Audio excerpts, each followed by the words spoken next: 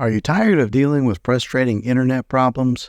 Well, you've come to the right place. In today's video, we're diving deep into the world of internet issues and showing you practical ways to solve them once and for all. Whether it's slow speeds, intermittent connections, or mysterious outages, we've got you covered with tips and tricks to get your cable internet back on track. So let's get started.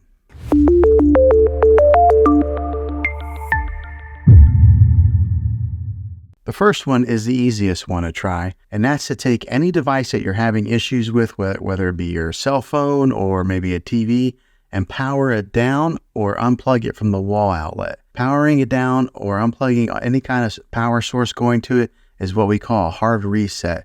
And you want to leave it unplugged or powered down for at least 60 seconds. Now don't be impatient here, wait the whole 60 seconds, then power back up or plug it back in, and then see if it's working now. If that fixes it, then great. If not, let's go ahead and move on to the next method. And that would be to push the reset button on your modem or router. Not all routers have this, but if yours does, go ahead and give this a try. If hitting the reset button doesn't work, then let's go on to this next method. And that's to find the router that is giving you Wi-Fi and go ahead and unplug the power to that for 60 seconds. Then plug it back in. If that doesn't work, let's go ahead and move on to the next method. Move your router to a different location so that it's more open and it can broadcast a better signal without any interference. Hopefully this will help. The last thing to do is to call your internet provider, and they might have to tap into your modem remotely to run a diagnosis check, and maybe that'll fix it. Some providers will send you a modem for free if you are continuing to have problems with it, especially if you tell them that you might want to cancel service with them. Well, hopefully this video was helpful.